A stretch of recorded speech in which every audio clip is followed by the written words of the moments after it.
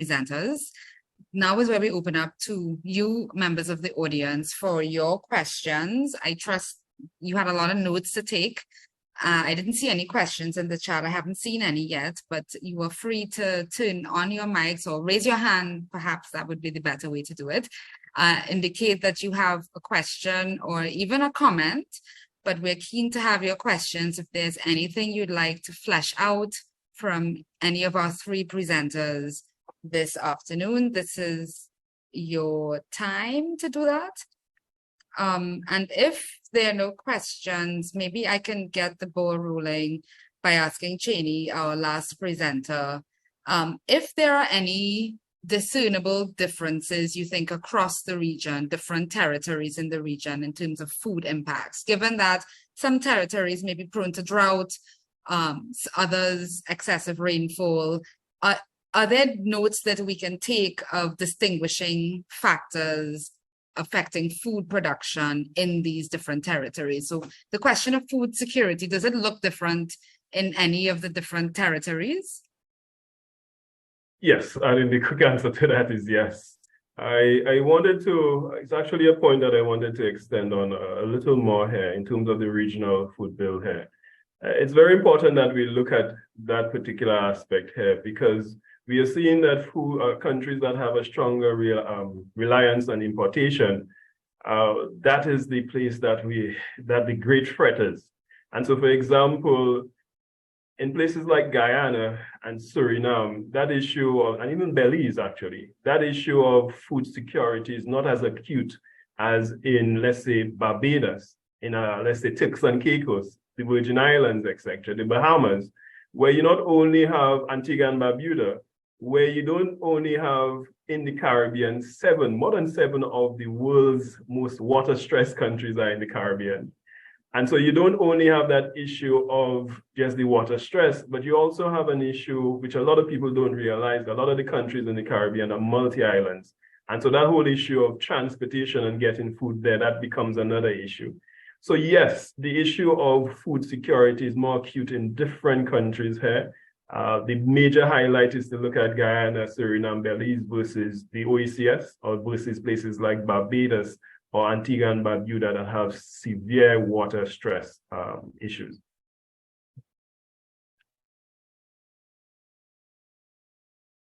Thanks.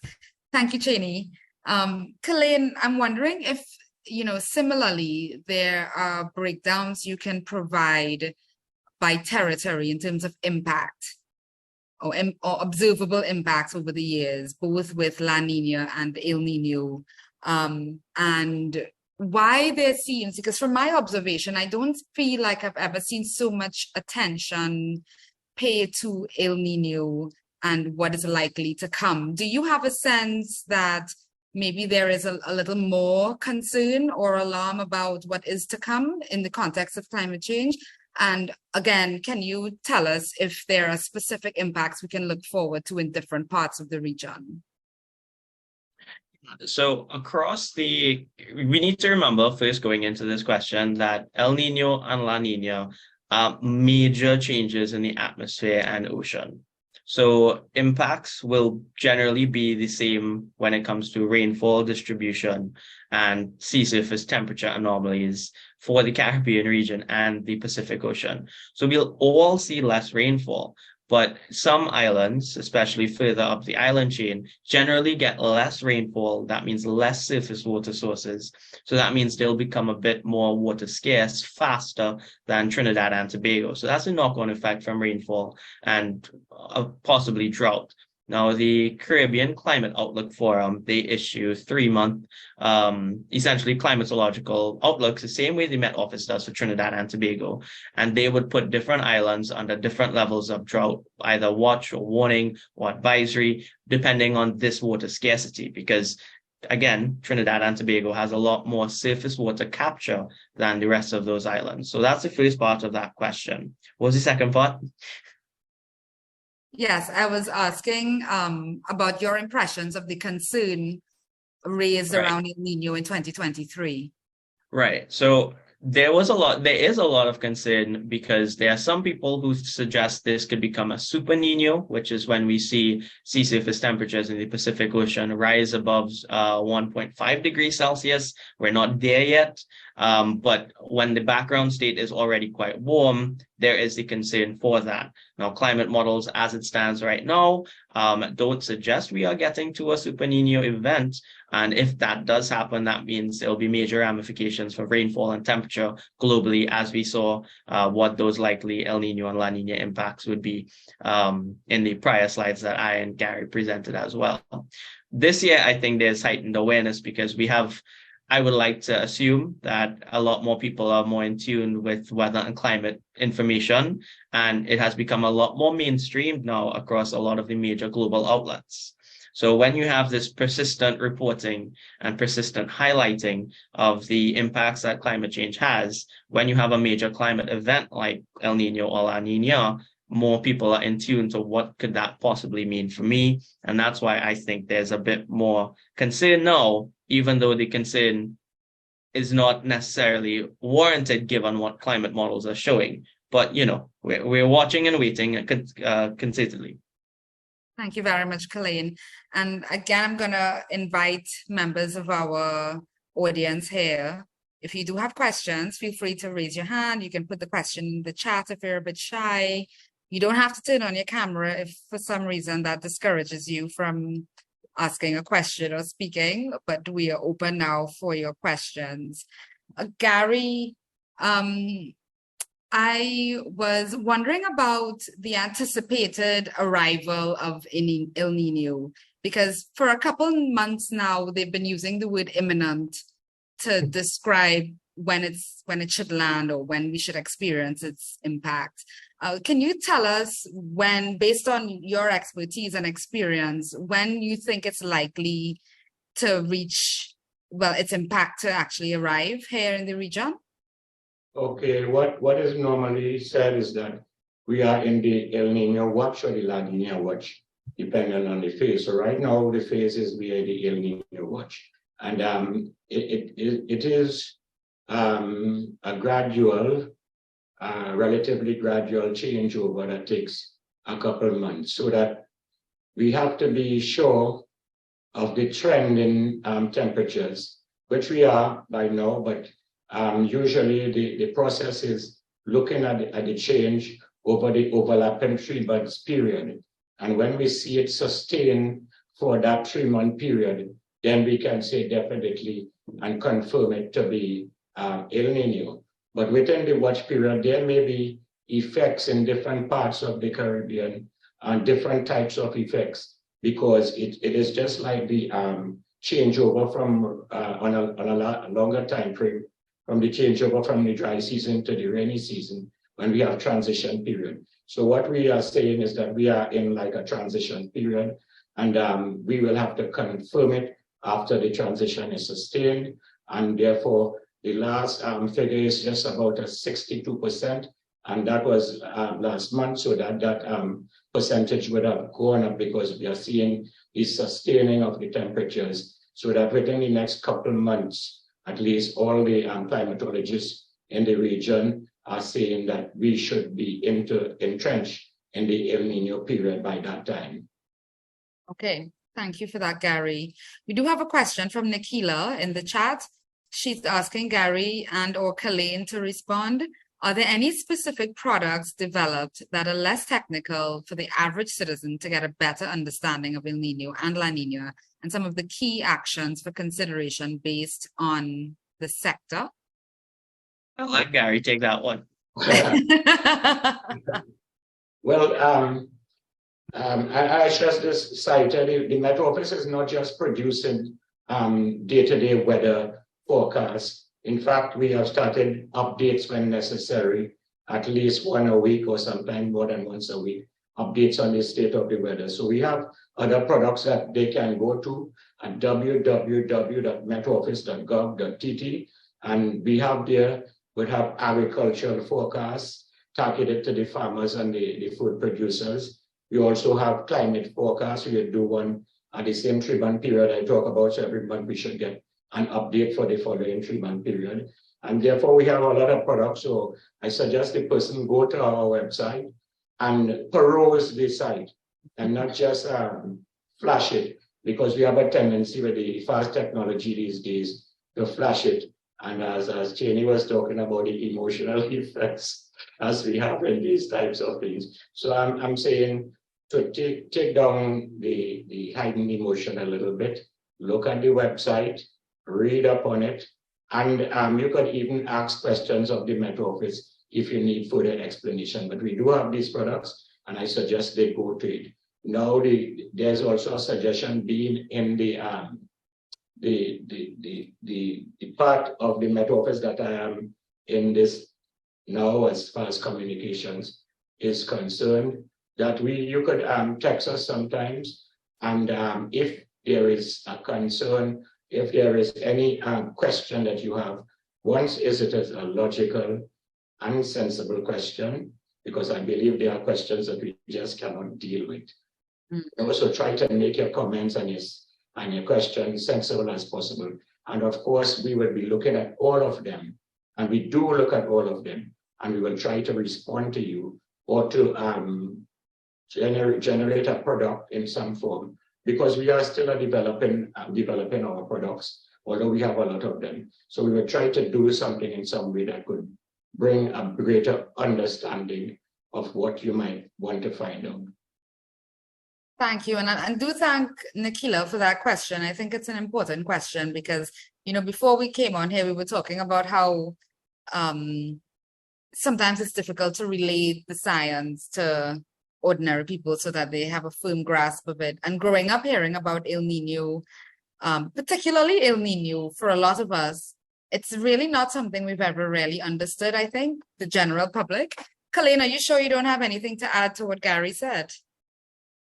Gary said what I was going to say, and given he's from the Met Office, it's better coming from him. I just want to add that Camille, who is also from the Met Office, put the link in the chat for ENSO, yes, so that you can directly access that. Yeah.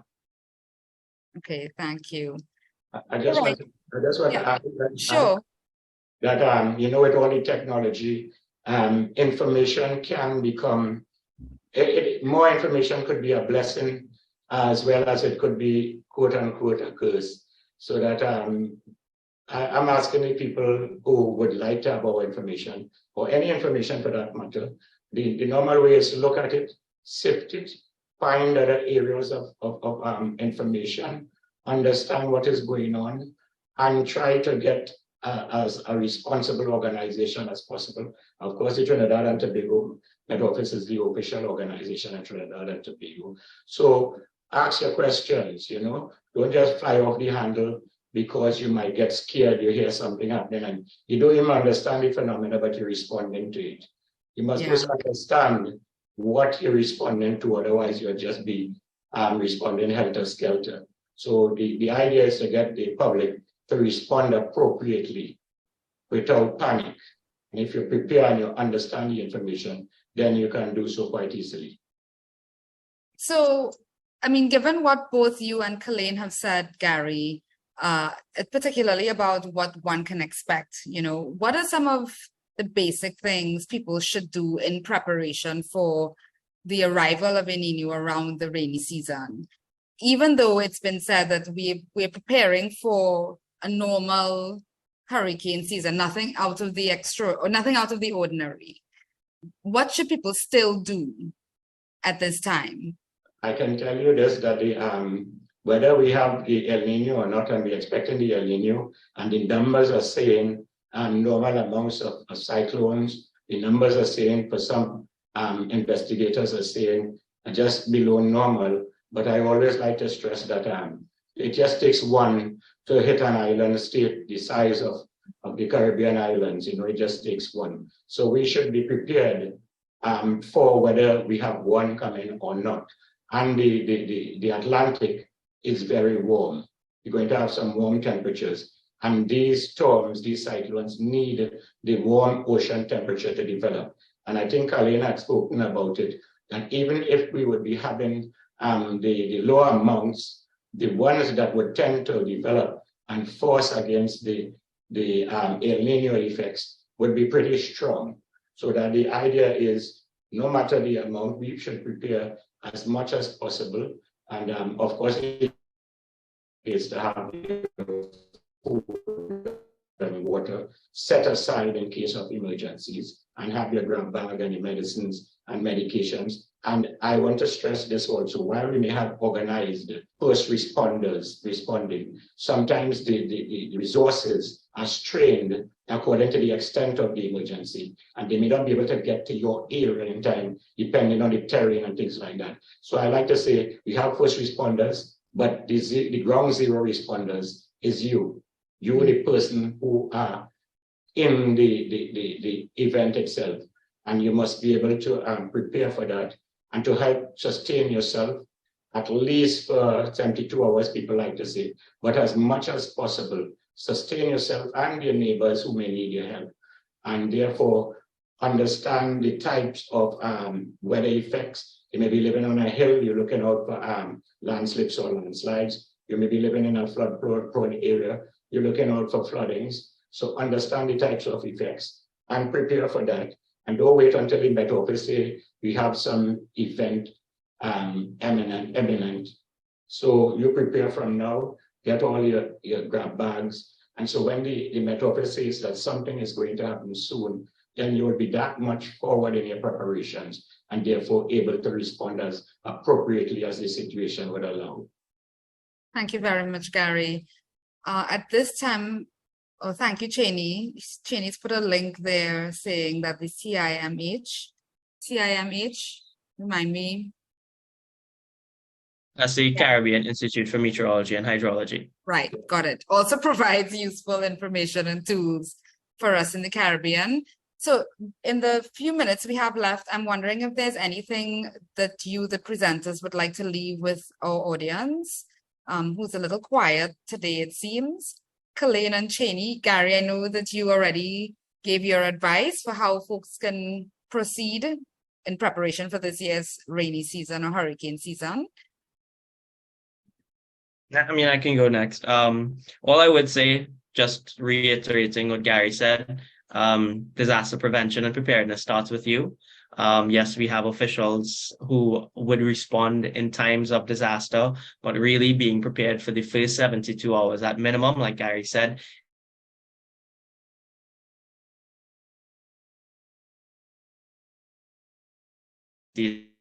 Tobago, we had the National Disaster Preparedness and Prevention Month. We had a lot of activities across the country from the ODPM, the Met Office, and other stakeholders sensitizing the population to different hazards. You can go on the Met Office's Facebook page, ODPM's page, to find a lot of the advice and tips that was shared during that month that they continue to share now, so you can best prepare yourself for the wet and hurricane season, whether there's El Nino or La Nina, because we know in Trinidad and Tobago, with a very high flood and landslide vulnerability, it only takes a thunderstorm, not even a tropical cyclone, to impact the country and cause some carnage. So really, disaster prevention starts with you, and I hope you all are prepared as we head through the coming months. Thank you for that, Kalain. Cheney?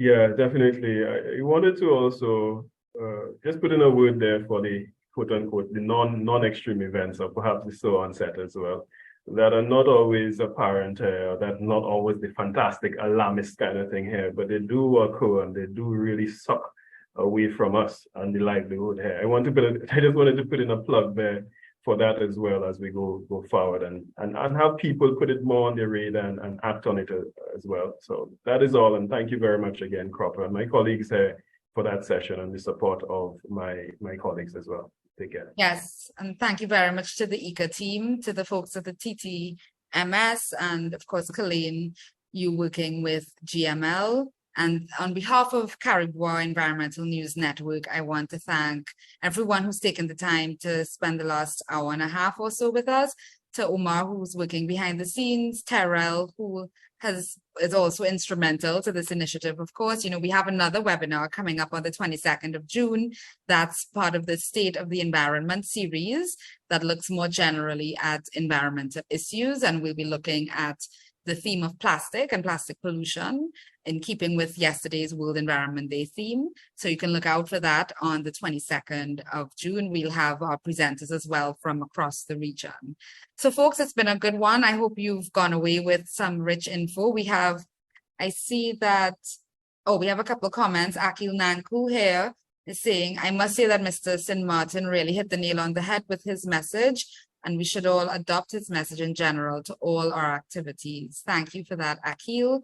And also Cambrini says, very informative session. Thank you to all three of our presenters.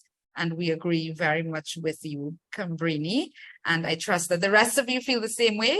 So thank you again, and we look forward to you joining us in the future. Have a good afternoon. Bye. Bye. Thank you, everyone. Have a great day.